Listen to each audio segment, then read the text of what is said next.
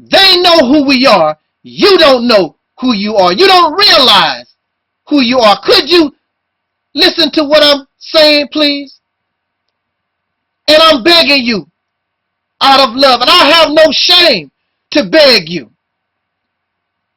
Because people that love have no problem begging those, pleading to those that they love. I have no shame in my game because I want you. I want you because I know who you are.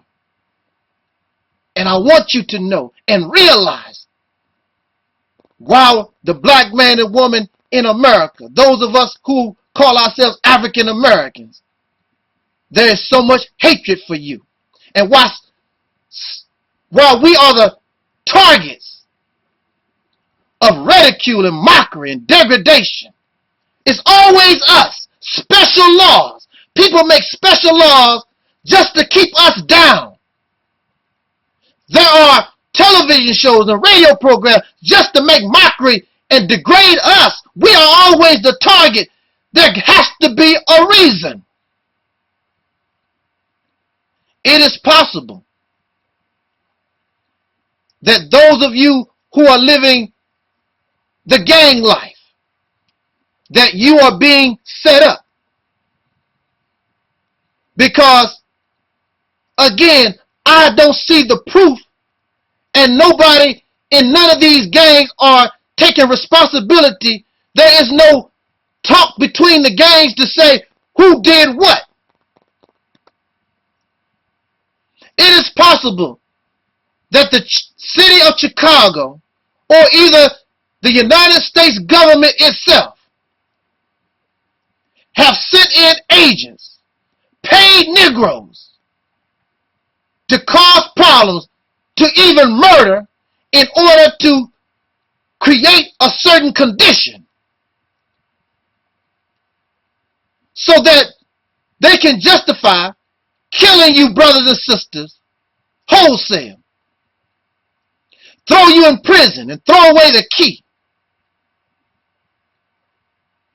to cause fear in the city of Chicago among black people and Caucasian people so that they would approve of this activity, so that you can get your first taste of what is called martial law. And you will accept martial law because of fear. The first sign of martial law was the recent Boston bombing. And they told all the citizens, you did not have to. But they gave the order that citizens go in your house, get off the street. And everybody started to do it, using fear to control the masses. For what? A pretense to martial law. Slowly but surely. Activity to take your guns away from you so they can control you easily when the National Guard and eventually the military come in to take over. For what? Something is going on that somebody is not telling us. But they are preparing. And the gangs, many of you, you have illegal weapons. We don't know what you have. But you can offer resistance.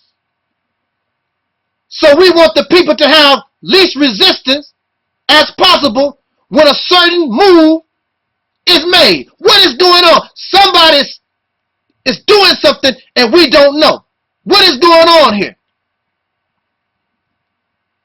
You and I, we are living in an evil and wicked country. You cannot assume that these people don't have plans to do something. The people in government, the city of Chicago, this wicked nation, they will plan things 20 years before they actually make a move. And if we are drunk, if we are high, if we are, our minds is focused on material things, our minds is focused on pornography, then we won't see the fist. The only thing we know is that a fist is punching us in the face. So we won't have time to react. So that the fist, we can't block the punch. There is a fear of the game because you are organized and you are fearless. And if martial law or anything would happen in the city, although you are fighting amongst one another and doing these things, you would stop and you would defend yourselves. And we as a people against these wicked folks coming in trying to do whatever for whatever purpose. So we need to get rid of the black community's only means really of resistance, because you are organized. There is nothing more fearful in this nation than organized black men. Black men that talk to one another. Black men that plan with one another.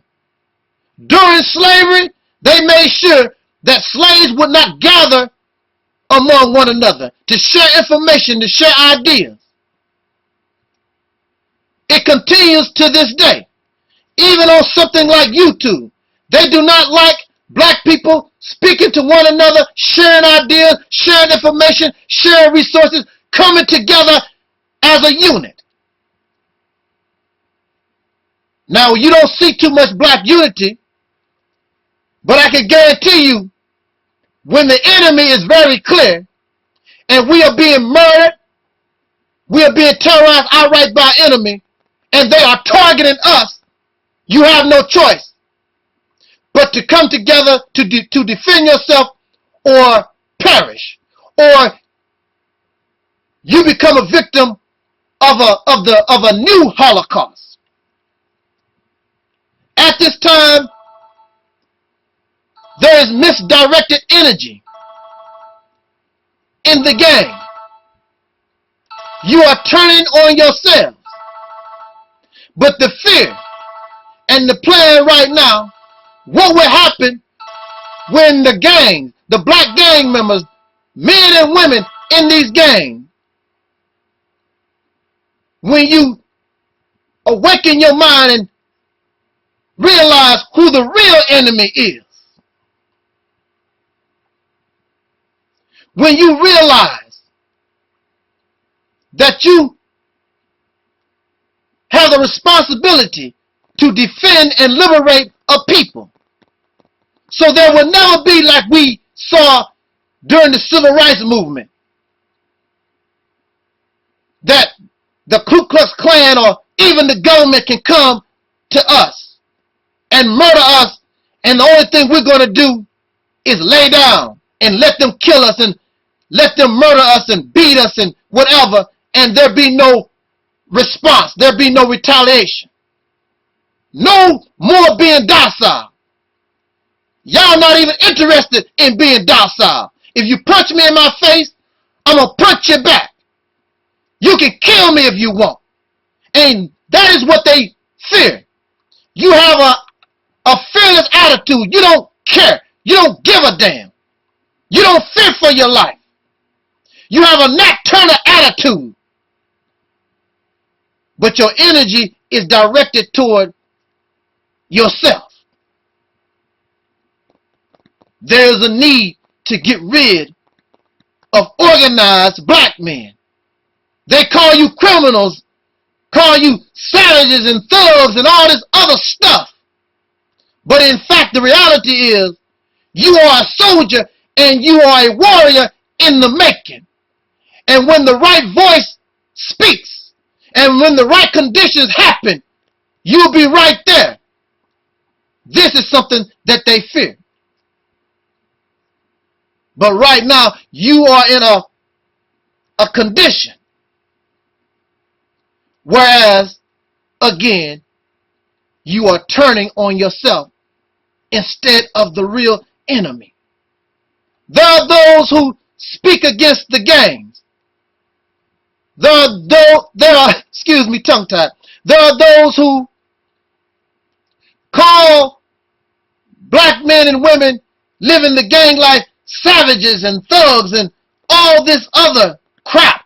I call it crap because there's nobody that woke up one day and said, oh, I want to be in a gang.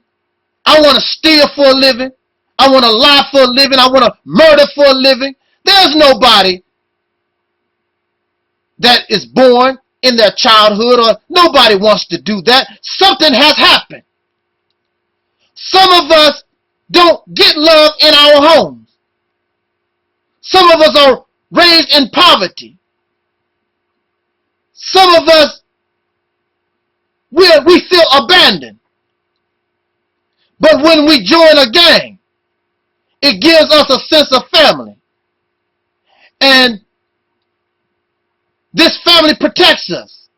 This family helps keep us fed. This family gives us a sense of power where I was powerless. So if somebody mess with me, you're going to have to deal with these other 30, 40, 50, 100 people. The black community, 40 to 70 million black people in this nation, we should have great power, but we don't. This one doing that. This one over here doing so-and-so. So when any enemy, anybody that attacks us, they can have a field day. There is no retaliation. They don't have to worry, because them Negroes not going to do nothing. But you don't see that in gang life. And you can call gang savage, and you can call them thugs and ratchets, whatever you want to. But when you come, you better come correct. The only thing you can do is run your mouth on YouTube, because you're not going to tell that to them in their face. I dare you. You want to know something? At one time, I did tell you in your face. We're going to talk about that. I was a crazy Muslim. I did tell you that in your face. Maybe there is a God, because I was talking some crazy stuff to some gang members that should have shot me, and you would have found my body in the river somewhere. But maybe they didn't, because they understood I was talking to them out of love. They have made you materialistic. So you join the gang for a sense of family. But in this society, success is materialism. So you have to buy you a fancy car. You have to wear these fancy clothes and wear these rings and all this different. It gives you a sense of value. I'm successful. You don't have to have good character.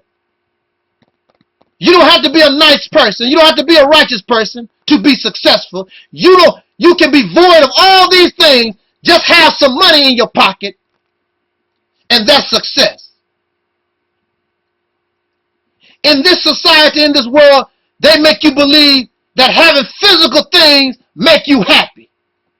So I want to ask those living the gang life, many of you have, y'all clock the dollars. You have the cars. You have the women. You have all these material things. But when it's all said and done, are you really happy? And the answer is no. There are billionaires who are not happy. There are many rich people on this planet. They are not happy. Rich people commit suicide. Why would a rich person, successful, why would you commit suicide? Why would you be depressed? You have much money. Some of these rich people are on television. They are not happy. They suffer depression. Many of these people that's successful, they take psychiatric medication. They take psycho drugs, but you're successful. Because success in the manner of the ways of this world. It is not